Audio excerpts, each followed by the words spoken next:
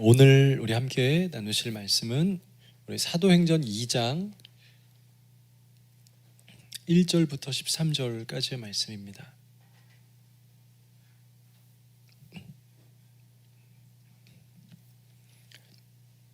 사도행전 2장 1절부터 13절까지의 우리 본문 말씀이고요. 우리가 좀 길지만 이 사도행전 2장에 있는 본문은 어렵지도 않고요. 또 귀에 좀 잘 들어오는 그런 이렇게 묘사되어 있는 그림과 같은 장면이어서 읽기 어렵지가 않습니다. 길지만 우리가 다 같이 한 목소리로 한번 이 장면을 떠올리면서 오순절 마가의 다락방의 장면을 생각하면서 한번 같이 쭉 읽어 내려가도록 하겠습니다. 2장 1절부터 13절까지입니다. 함께 조금 빠른 소리로 제가 읽어 나아갈게요. 같이 읽도록 하겠습니다. 시작.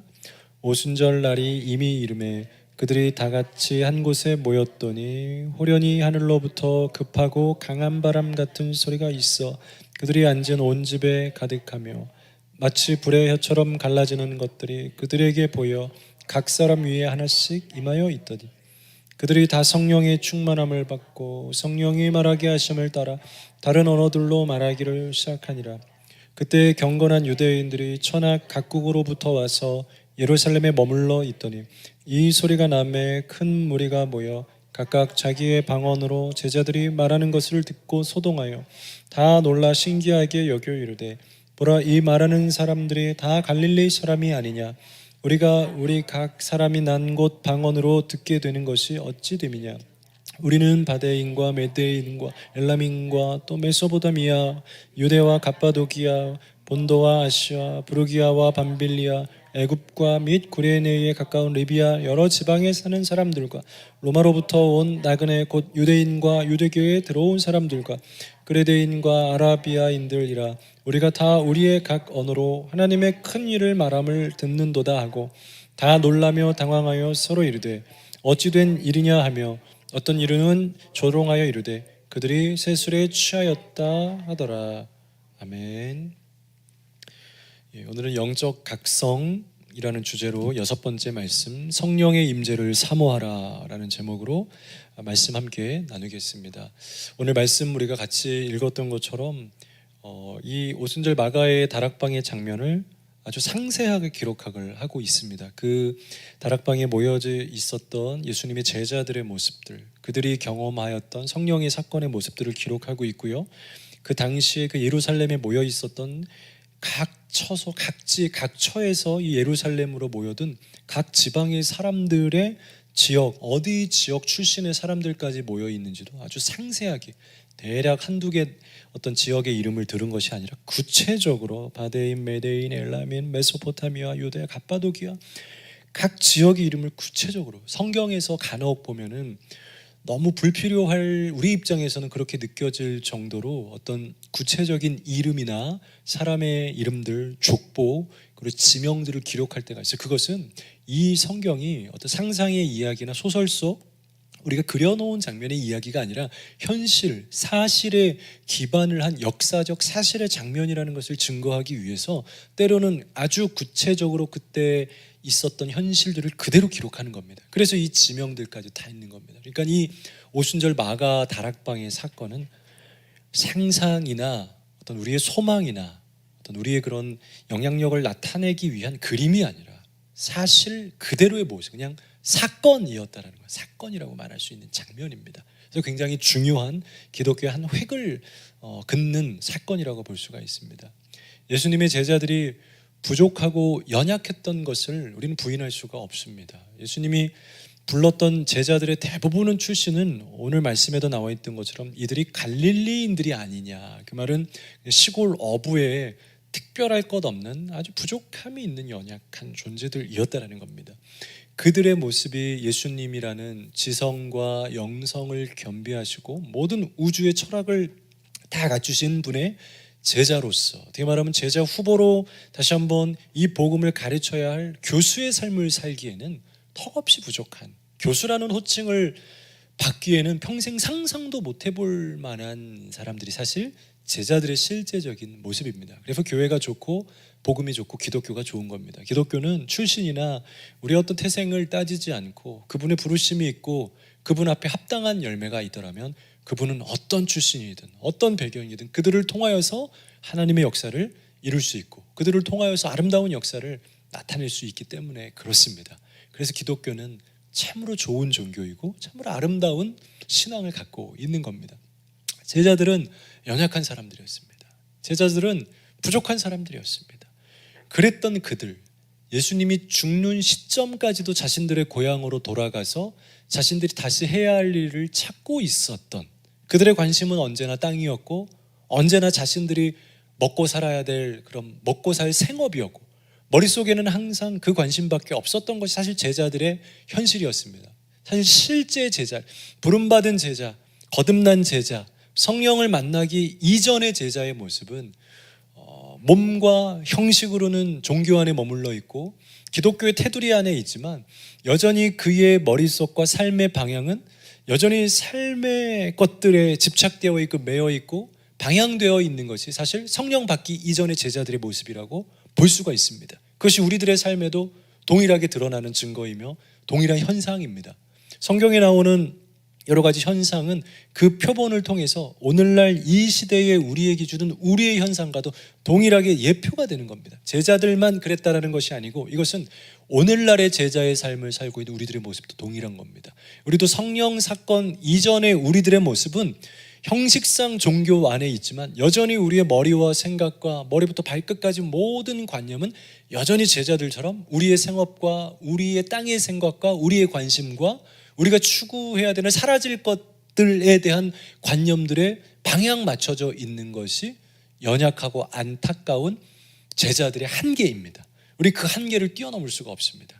우리가 아무리 예수님의 밑에 들어가도 우리가 아무리 기독교라고 하는 종교 기관의 산하 아래 테두리 안에 들어가 있어도 이 한계를 넘는 것이 참 어렵습니다. 아무리 예수님 만나고 복음 만나고 아무리 열심히 예배 드리고 해도요, 참 우리의 관념을 바꿔지고 내 그 땅의 습성과 생각들이 바꿔지는 게 내 멋대로 되지 않는 걸 경험합니다. 여전히 신앙생활한 지 1년, 2년이 되고 10년, 20년이 되어져도 여전히 나의 중심은 세상을 버타고 있는 것을 순간순간 우리는 발견하게 됩니다. 근데 제자들은 어느 순간에 완전히 그들의 삶이 정말 예수님이 그들과 동행하셨을 때 가르쳐 주셨던 것처럼 마치 그때는 하나도 이해 못하는 것 같았던 아이들이었는데 어느 순간 그것을 다 기억했는지 이 주머니 속에 꽁꽁 간직하고 있었던 것인지 그대로 끄집어서 이들의 삶을 보면 정말로 예수님이 가르쳐 주셨던 대로 살아가는 그들의 모습을 사도행전부터 볼 수가 있습니다. 어떻게 된 걸까요? 그러한 각성을 주었던, 우리가 각성을 한다고 우리가 아무리 출석을 많이 해도 잘 되지 않습니다. 그곳에는 한 가지 묘한 그 마술과 같은 약이 필요하다는 거. 그래서 신약도 아니고 구약도 아니고 그 중간에 어떠한 현상이 필요한 건 바로 성령의 사건인 겁니다.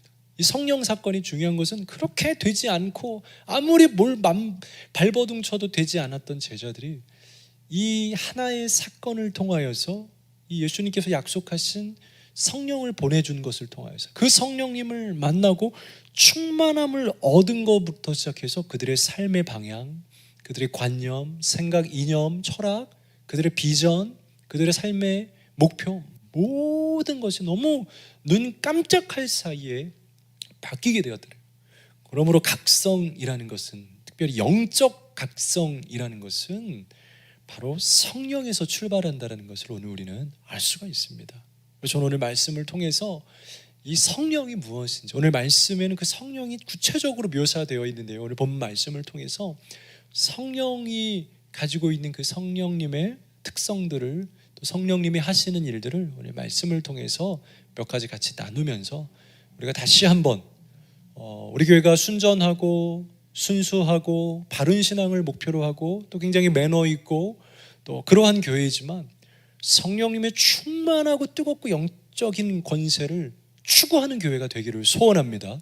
매너가 있고 예의가 있고 그런 것과 성령 충만하여서 뜨거워지는 것하고는 별개의 것인 겁니다. 우리는 예의가 있으니까 기도도 바르게 하고 얌전하게 하고 그런 거는 성령하고 연결되어지는 것이 아니다라는 거죠. 성령은 어떤 것과도 상관없이 넘어서서 그 안에 역동적인 힘들이 있는데 오늘 말씀을 좀 살펴보고 싶습니다. 먼저 성령을 좀 이해해야 될 필요가 있는데요.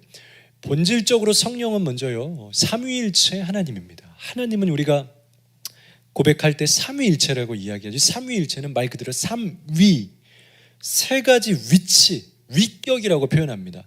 삼위격, 그리고 일체, 그러나 세 가지의 자리의 모양, 그 형태들을 가지고 계신 분이지만 본질적으로는 한 분이다. 일체다. 몸이 하나이다. 그러나 세 가지 위격을 가지고 있다.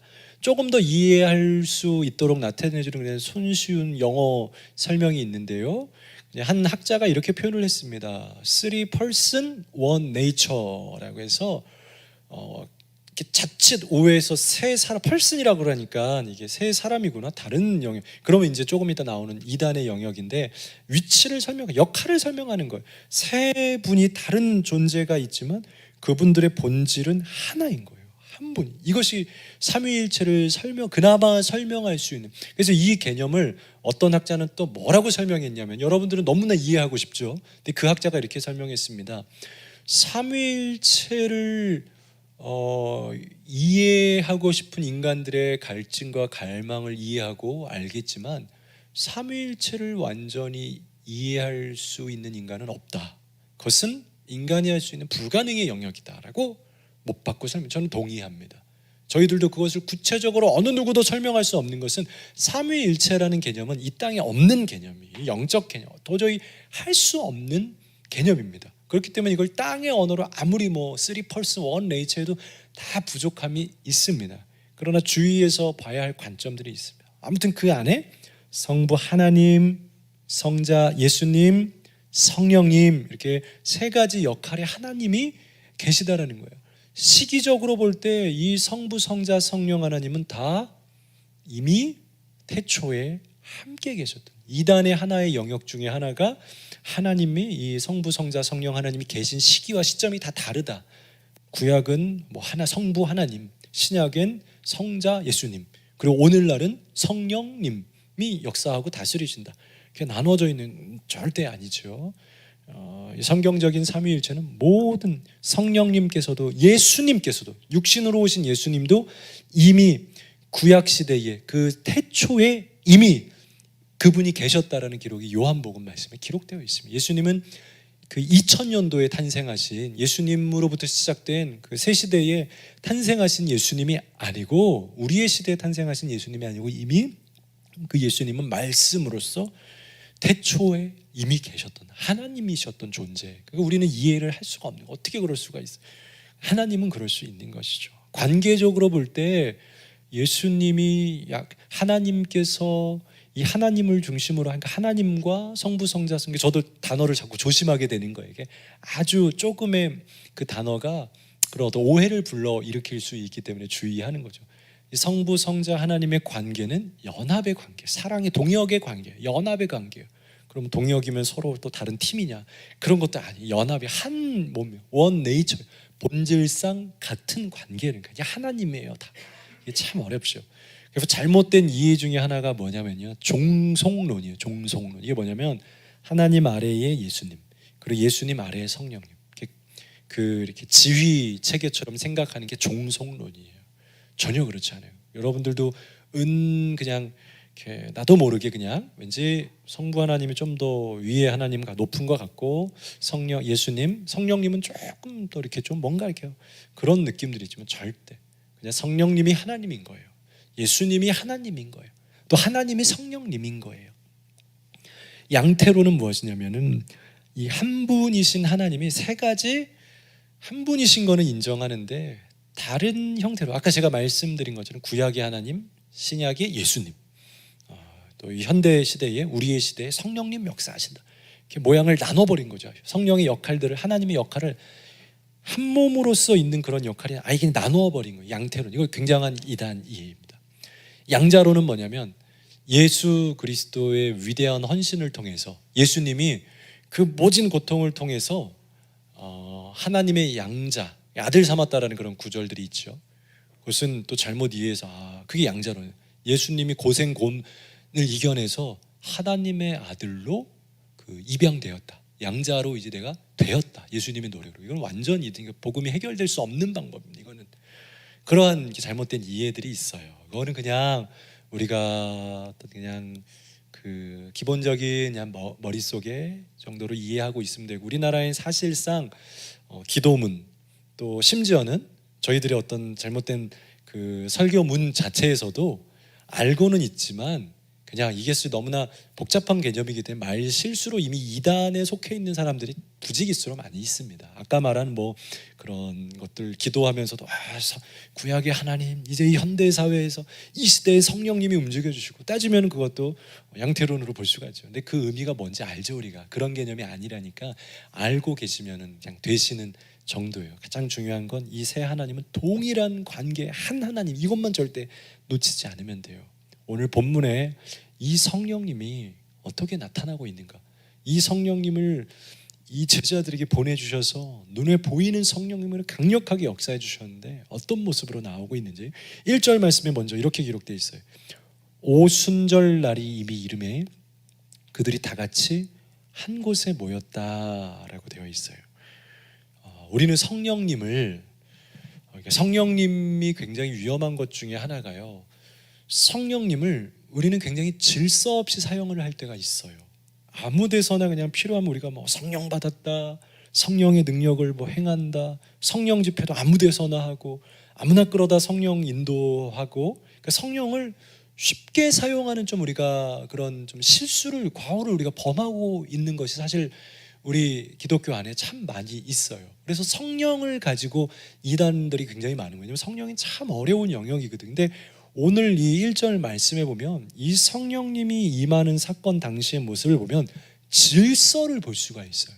성령은 철저하게 질서 속에 계신 하나님이에요. 우리가 갑자기 가다가 막 해서 내가 막 하면은 성령이 막 임해 주시고 한다. 모든 것이 질서야. 내가 병을 고쳤다고 해도 그 성령 하나님의 질서 속에서 질서 정연하게 그 필요에 의해서 하나님의 복음의 질서에서 하나님이 영광 받으시고, 그 관점 아래에서 그러한 역사들이 질서 속에서 나타나게 되어 있어. 그냥 어쩜 무질서한 어떤 한 사람의 권세와 권능으로 내가 넣었다 뺐다, 내가 하면 됐다 안 됐다, 그리고 손수건 같은 개념의 하나님이 아니에요. 오순절 날이라고 기록을 하고 있어요. 이들이 성령을 받은 이 날은 이미 예수님께서 말씀해 주시고, 너희가 오순절 날 모일 때 내가 십자가에서 죽고 나고 내가 이제 부활하시고 내가 하늘로 승천하게 될 건데, 너희는 이곳을 떠나지 말고, 장소까지 지명해 줘, 예루살렘을 떠나지 말고 이곳에서 내가 보내줄 성령을 기다려라. 내가 이 성령을 보내줄 것이다라고 이미 예수님께서 계획을 해 놓으시고 그림을 그려 놓아 주시고, 이때 당시에 오순절이라고 하는 것은 이미 그 이전에 이스라엘 백성들이 지키고 있었던 유월절로부터 시작하여서 이스라엘 백성들이 명절을 지키면서 예루살렘에 모여서 많은 종교인들이 모여서 이런 종교적인 일들, 또 하나님의 또 십자가의 사건과 같은 일들이 일어나기에 가장 적합한 시간들을 이미 하나님께서 계획을 하고 계셨던 거예요. 그 시점에 십자가의 사건이 일어나고 그 이후에 49일 후에 77절이라고 예수님이 승천하시고 나서 이 오순절이라고 하는 오순절 성령을 이야기하는 것은 77에 49, 그때 당시에 이스라엘 백성들 절기로는 77절이라고 불러요. 77절이라고 불러서 이 50일째가 될 때에 그들이 축제를 벌이고 익은 곡식을 하나님 앞에 드리면서 그렇게 제사를 드리는 귀한 명절 기간이에요. 이 기간에 그러니까 예수님께서 이 제자들이 예루살렘에 모일 수 있는 정당한 명분과 이 지역에 모여들어 있는 많은 사람들에게, 아까도 많은 백성들의 단어들이 나오죠. 어떤 사람들 각지 각 처소에 흩어져 있었던 유대인들, 이방인들이 다 같이 이 종교적인 축제를 누리기 위해서 오셨던 이 모든 시기를 예수님이 질서 정연하게 짜맞추고 계획하셔서 그곳에 성령의 사건이 있게 하신 것. 예수님의 제자들은 마음대로 모였던 게 아니다라는 거예요. 어떻게 할까? 우리 그냥 한번 며칠 있다가 한번 거기 한번 모여볼까가 아니었다는 거예요. 예수님께서 그곳에 거룩한 성령을 가장 영광스럽게 제자들이 받을 수 있고 이해할 수 있는 합당한 그들의 이성에 접근할 수 있는 영역과 범위 아래에서 그들에게 길 걸어가다 갑자기 천둥 번개 맞은 것처럼 너 한 번 성령, 너 한 번 성령, 그러한 어떤 그들의 이성이 이해할 수 없을 범주가 아니라 종교력으로, 그들의 문화적 상황으로, 그들의 심리적 상황으로 모든 것을 잃어버려서 예수님 죽으셨고 부활하셔서 이제는 그들의 손에 계시지 않은 예수님을 통하여서 외롭고 위로가 필요하고 그들의 허전한 마음속에 무언가 갈망하고 있을 그때에 그들의 감정, 감성, 영석, 종교적인 그들의 문화와 환경의 모든 것이 딱 떨어졌을 때에 계획하셔서 그때 성령을 보내어 주셨다는 거예요. 성령은 우리가 질서 아래에서 질서 정연하게 구하고 그분 앞에 간절히 나아가는 것들이 필요해요. 질서 없는 성령이 위험한 거예요. 강력한 성령의 역사들은요, 언제 일어나냐면 반드시 하나님의 섭리와 계획과 그것이 우리 인간의 질서 정연, 갑자기 걸어가다가 내 마음속에 막 불같은 마음이 일어나서 내가 막 이분을 기도하고 싶어져. 막 왠지 내가 이 사람을 기도해 주면 나을 것 같아. 그런 것 가운데 임하는 것보다는 많은 성도들이 또 교회가 하나님께 준비하는 과정 속에서 성령님의 마음으로 우리에게 부흥 집회를 예비하게 하시고 사모하게 하여 주시고 그것을 준비하기 위해서 철저히 그들이 작정을 기도하고 금식으로 준비하고 그 과정 안에서 이 모든 것들이 달궈지면 마치 예수님의 제자들이 오순절 성령을 받기까지 마음이 달궈지고 기다리고 언제 오실까 기다리고 하셨는데 그 시기에 맞춰서 타이밍에 맞춰서 기다리면서 두 손 들고 하늘을 향해서 기다리고 있었던 것처럼 우리가 준비되어지고 그 교회의 질서와 그 모든 순리에 맞아 떨어질 때 그 기대하는 마음으로 강사를 섭외하고 그에 걸맞는 말씀을 듣고 그 안에서 예비된 마음으로 뜨겁게 할 때 부흥 집회에서 참 놀라운 것들이 있는데요. 성령이 어떻게 임하냐면요, 그들이 이미 임해서 와요.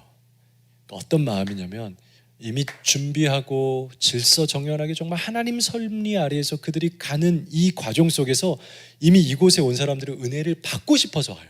그러니까 이 사람들은요, 그러니까 옛날에 더욱더 그랬는데 부흥 집회를 사모할 때는 이미 오는 순간 그들의 마음은 뜨거워 있고 충만해 있어요.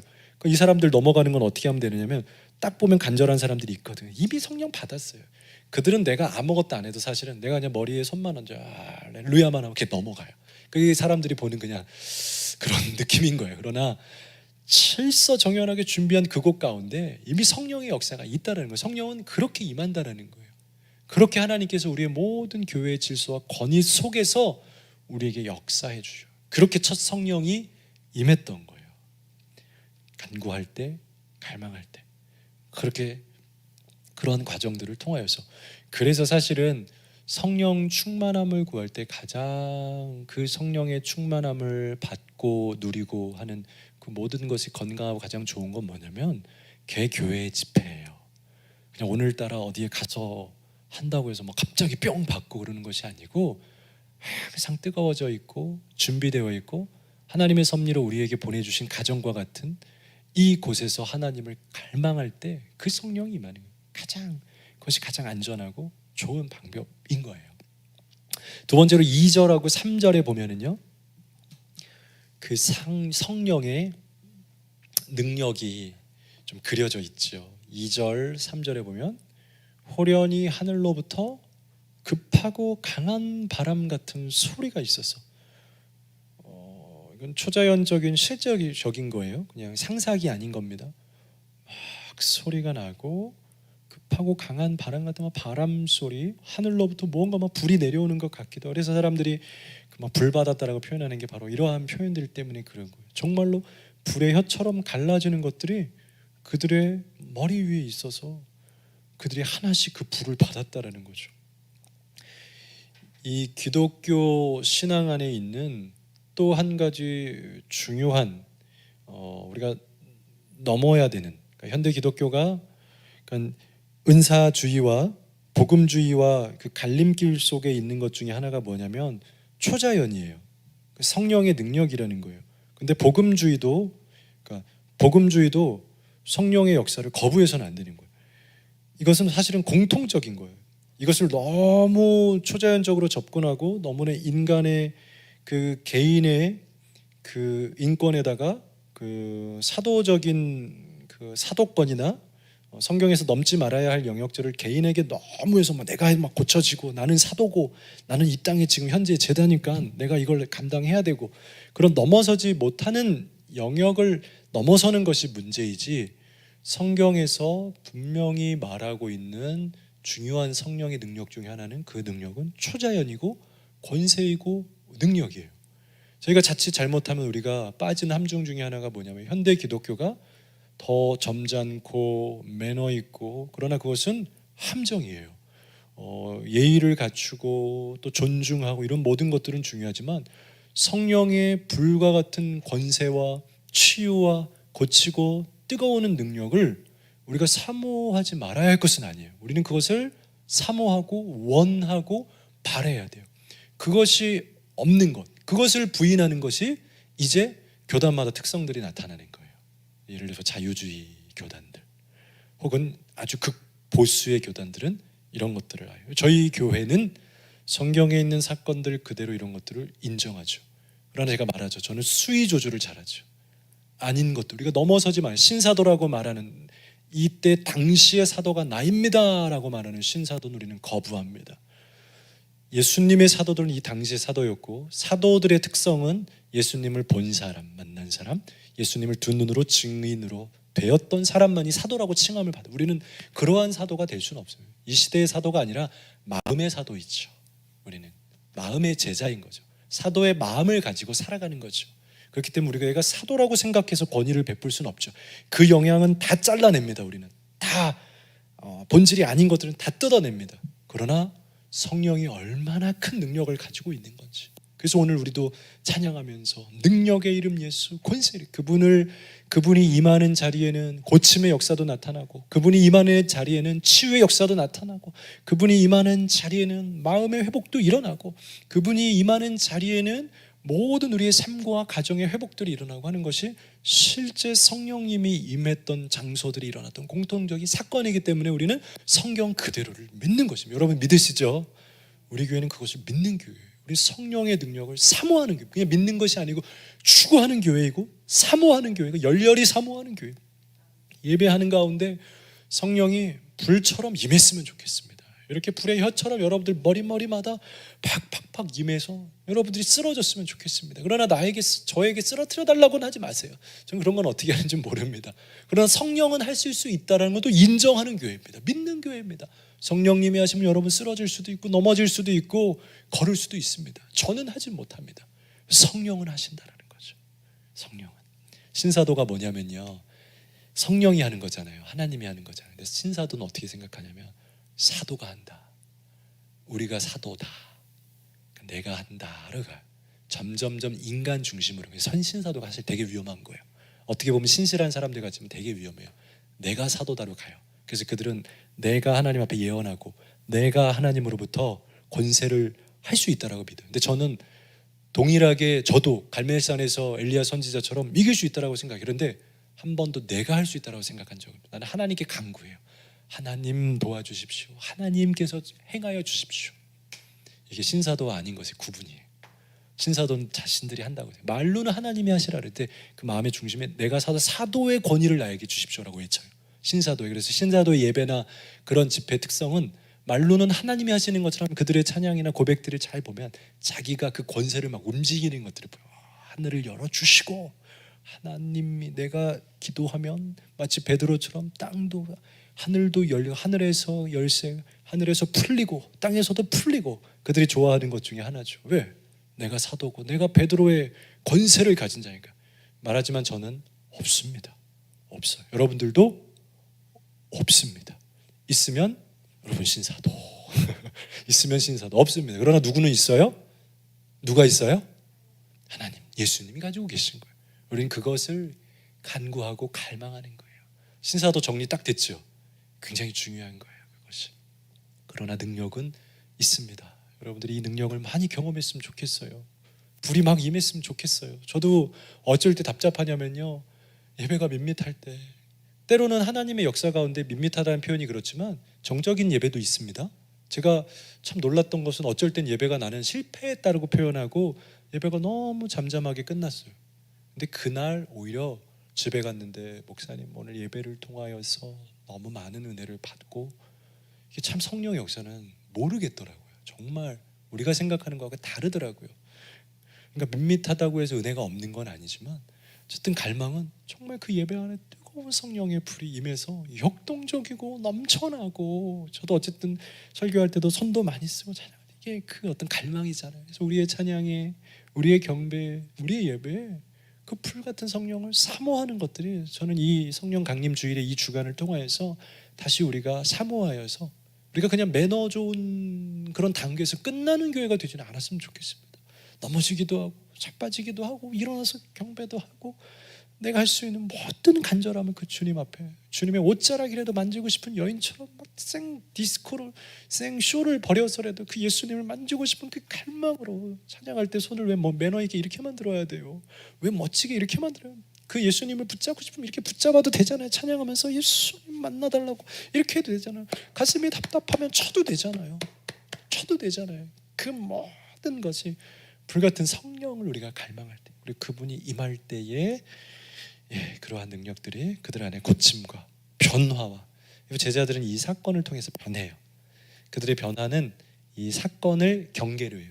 이 사건 뒤에 바로 베드로가 광장에 나가서 설교를 하는데 많은 사람들이 놀라기 시작해요. 저 사람 누구냐? 베드로 아니냐? 갈릴리 어부, 학문 없는 성령에서부터. 아주 중요한 거예요. 기독교는 성령의 종교예요. 성령을. 우리 4절에서 8절에 보면은 방언이 등장을 해요. 4절에서 8절에 그들이 다 성령의 충만함을 받고 성령이 말하게 하심을 따라 다른 언어들로 말하기 시작하니라. 방언이에요. 방언은 원래 우리가 제주도 방언이라 그러잖아요. 시골 방언이잖아요. 지방 방언, 언어예요. 방언은 원래. 이 방언에 대한, 성령과 마찬가지로 방언에 대해서도 참 많은 오해와 논란들이 많이 있는데요. 오늘은 이걸 주제를 한 거는 아니기 때문에, 그런데 그냥 여러분들이 한 번씩 알고 지나가면 도움은 될 것 같아서 짤막하게 방언에 대해서도 여기 구절에 나와 있으니까 여러분들에게 좀 이해를 주고 또 사모함을 갖기 위해서 좀 드리고 싶어요. 방언이 어디서 시작된 건지, 왜 나타난지를 보게 되면 우리가 자칫 헛된 갈망을 하지 않을 수가 있게 되거든요. 방언 참 좋은 거거든요. 왜 이들에게 방언이 임했나? 방언의 역할이 뭐였나? 우리가 먼저 알아야 되는 건 방언은 그냥 다른 나라 언어였어요. 신기한 거예요. 제자들이 외국어를 쓰기 시작했다는 거예요. 여기 지금 이방에서 모인 사람들이 있잖아요. 메소포타미아, 갑바도기아, 아시아, 애굽에서 왔는데 신기한 게 자기네 말소리가 들리는 거예요. 어떤 사람들이 설교를 하고 기도를 하는데 왜 애굽말로 우리를 위해서 기도하지? 신기한 거죠. 왜 이 방언이 이 제자들에게 임했냐면요, 제자들의 현재 상태, 심리 상태, 그들의 상황을 잘 살펴봐야 돼요. 그들은 연약한 제자들이었어요. 모든 게 다 무너지고 예수님 죽으셨고 아무것도 없어요. 이게 비유가 좀 그렇지만 내가 투자한 그것이 다 날아갔어요. 손에 잡힌 게 아무것도 없어요. 예수님께 나의 모든 것을 올인해서 내 전 재산, 내 꿈과 비전, 내 인생 다 드렸는데 가버리셨어. 그것도 죽어서 가버리셨어. 부활은 하셨다고 하시는데 어쨌든 자기들 앞에 방패막이가 사라진 거예요. 예수님이 사역 잘하셨지 제자들이 잘한 건 아니거든요. 예수님이 전도하셨지 제자들 물론 전도 배우고 했지만 자기들이 막 고치고 이런 거 잘한 건 아니거든요. 그들이 이제 앞으로 이 예수 종교를 이 온 땅에 전파해야 되는, 예수님 분명히 그들에게 사명을 주고 갔는데 그들이 어떻게 해요? 그들이 할 수 있냐? 그 정점에 성령을 보내준 건 굉장히 의미가 있는 거예요. 성령님이 그들에게 힘을 주시는데 이 방언을 주셨던 한 가지는 먼저는 자기 위로였어요. 제자들을 위로하는 거예요. 제자들을. 아까 우리 집사님하고 이야기를 나누면서 방언으로 기도하면 오래 기도할 수 있대요. 약간 그게 다 맞는 건 아니에요. 기도를 오래 하려고 방언으로 해야 되는 건 아니에요. 근데 그 비슷한 영이 뭐냐면 방언은 자기 안에 있는 하나님, 내 안에 계신 성령님을 내가 느끼고 확신할 수 있는 하나의 표징이에요. 친구, 불안해서 지금도 뛰쳐나가고 싶은 제자들, 이거 하면 뭐해? 나가면 돌 맞아 죽겠는데 얼마나 무섭고, 하나님 계시기나 계신 거야? 예수님 하늘로 올라가셔갖고 하늘로 가신 것 같은데 두 눈에 보긴 했는데 그럼 또 오신대? 그들에게 아직도 이해되지 않는 초자연적인 이 모습들, 그들의 이성으로 해결되지 않는데 때로는 이성을 바꾸어 버릴 수 있는 전략과 논리가 뭐예요? 그건 초자연이에요.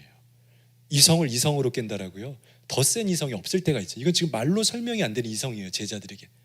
근데 그들을 뒤집어 엎을 수 있는 건 기적이라는 거. 그래서 기적을 갈망하잖아요. 예수님이 제자들에게 방언이라는 기적을, 언어를 배워보지 않은 사람들, 누구보다 공부도 안 해봤던 제자들, 근데 그들 입에서 외국어가 터지는 거예요. 제가 요즘에 사무실에서 이것저것 준비하다가 여유가 있을 때 해놓는 게 있어요.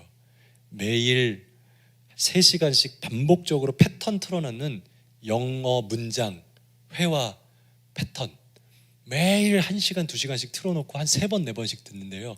안 돼요. 안 돼. 아무리 해도 언어라는 게 쉽게 안 돼요, 여러분.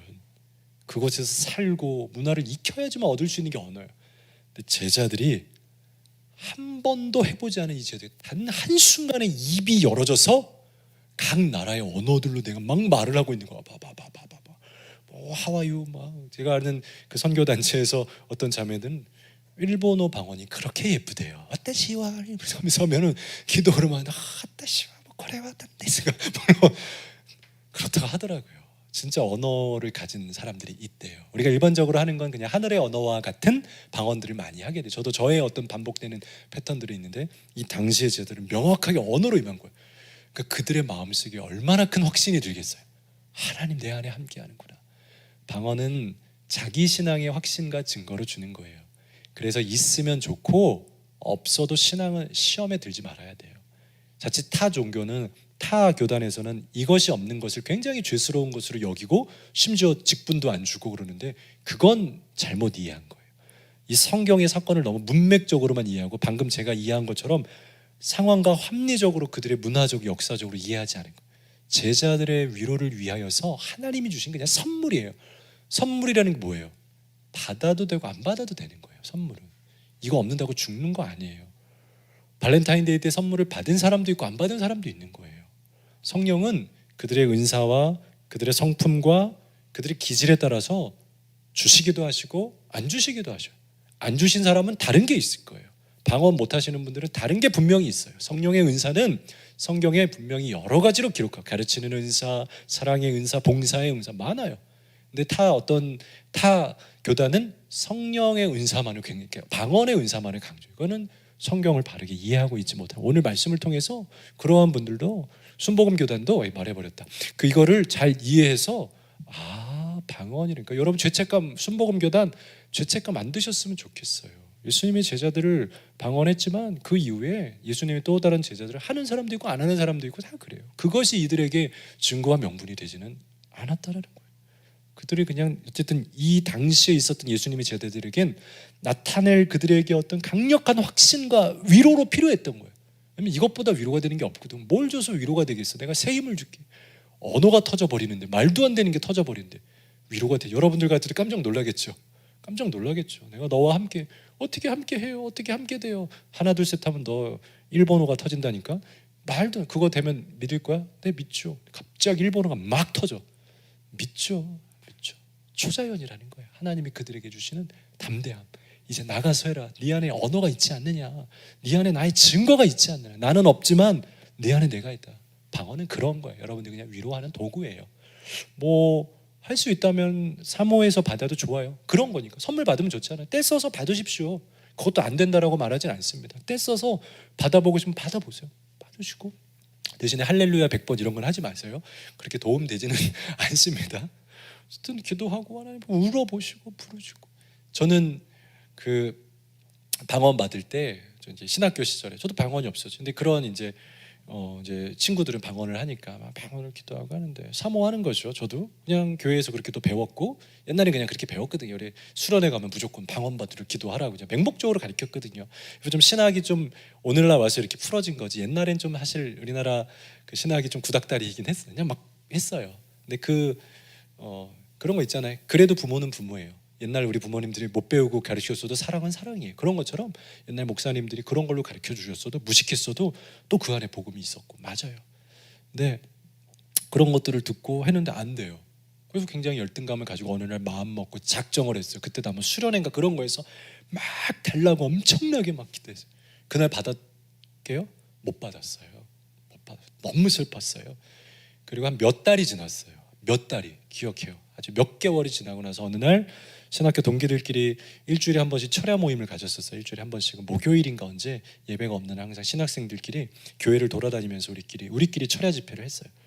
그날 아무 생각도 없었어요. 왜냐하면 몇 달이 지났기 때문에 잊고 있어서. 그런데 그날 찬양하고 경배하고 있는데 그날 부르는 찬양이 방언으로 나왔어요. 나는 기도가 아니에요. 방언 기도가 아니에요. 방언 찬양이 나왔어요. 찬양을 하고 있는데 갑자기 어느 순간에 이게 언어가 방언으로 나오더라고요. 오 깜짝 놀라서. 그래서 하나님 기질과 그들의 은사대로 쓰시는 게 맞는 것 같아요. 저에게는 어떤 음악과 찬양과 이것이 그렇게 주시더라고요. 그래서 먼저 방언 찬양을 배웠고 그러면서 방언 기도가 되더라고요. 굉장히 위로 확신해요. 나 신학생 맞네. 이거 다행이다.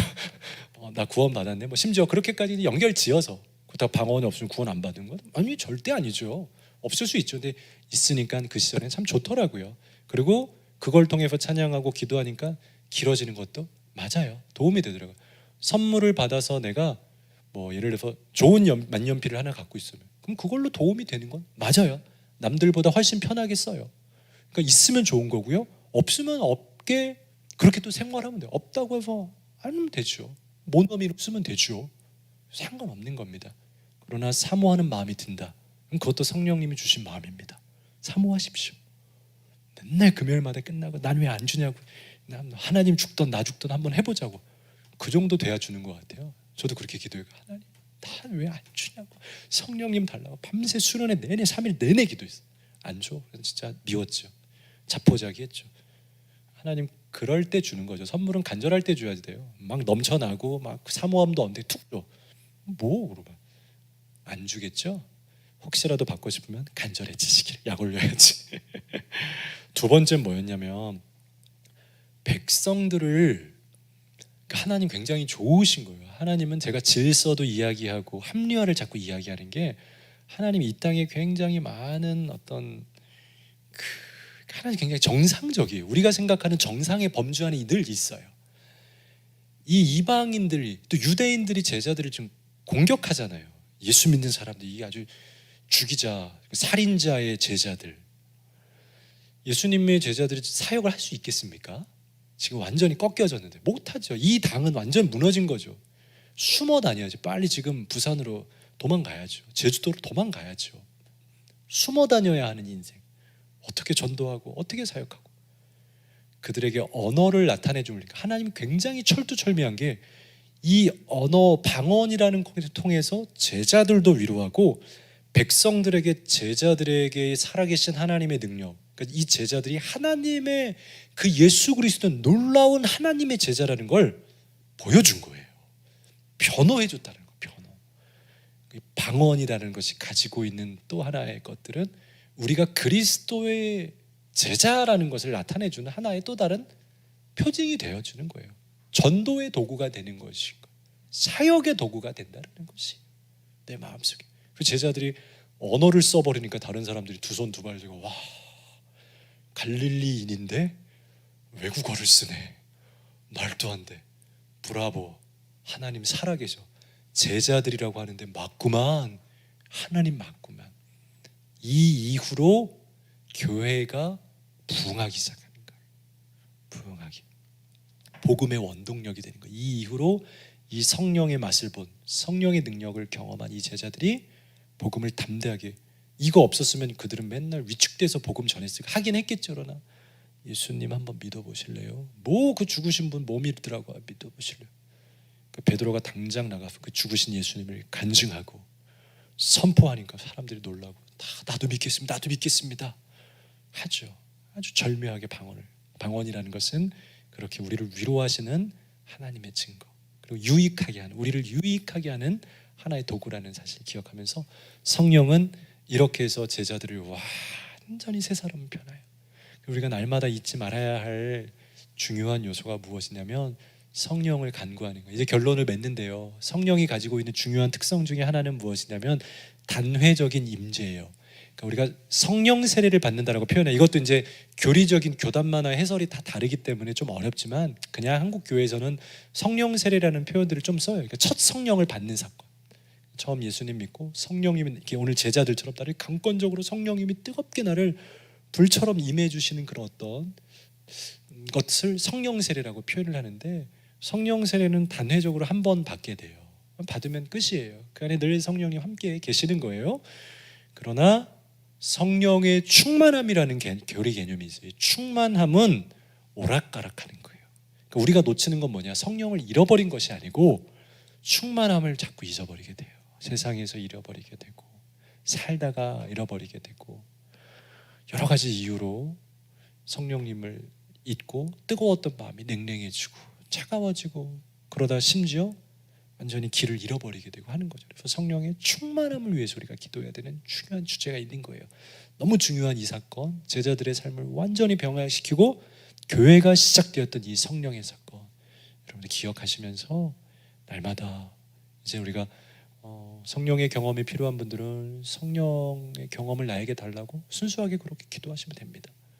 그러나 충만함을 자꾸 잃어버리는 분들이 있더라면 그것은 매 예배마다, 매 예배 드리기 전마다 이 자리에 오셔서 하나님 나에게 잃어버린 충만함 허락해 달라고, 뜨거운 성령을 다시 한번 부어달라고, 충만하게 해달라고 기도하면 될 것 같습니다. 우리 그런 마음으로 같이, 시간이 많이 지났습니다. 기도하고 중보 기도하는 시간 갖도록 하겠습니다.